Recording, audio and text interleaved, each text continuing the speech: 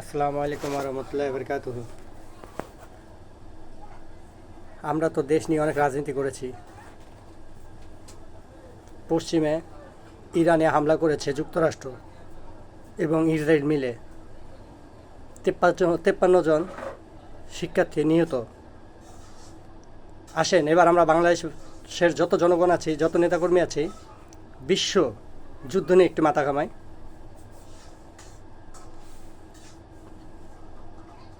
যুক্তরাষ্ট্রকে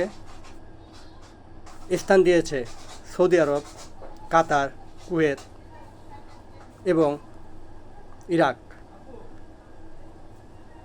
এটার প্রতিবাদে আমরা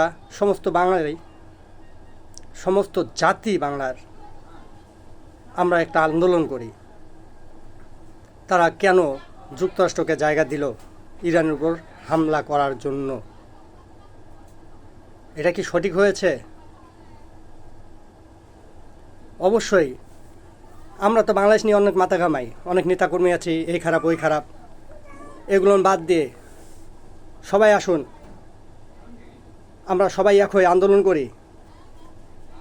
কেন যুক্তরাষ্ট্রকে জায়গা দেওয়া হলো? মুসলিম কান্ট্রি, বিশেষ করে সারা মুসলমানের মাতা যে দেশ সৌদি আরব, কেন তাদেরকে স্থান দেওয়া হলো?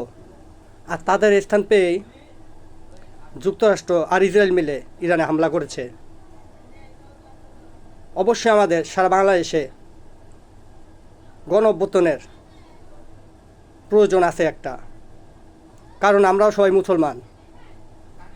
আমরা হয়তো যেতে পারবো না, গিয়ে যুদ্ধ করতে পারবো না, কিন্তু প্রতিবাদ তো করতে পারবো। ইসলামের প্রতি কতজনের ভালোবাসা আছে, আসেন আমরা সবাই রাস্তায় নামবো। কেন জায়গা দেওয়া হলো যুক্তরাষ্ট্র ইসরায়েলকে?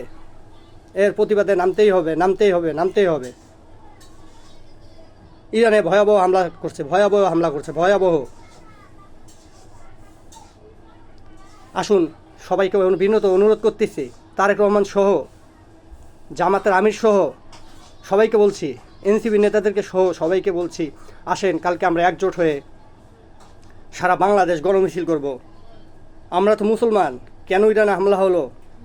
আর সৌদি আরব, কুয়েত, ইরাক কেন জায়গা দিল ওদেরকে?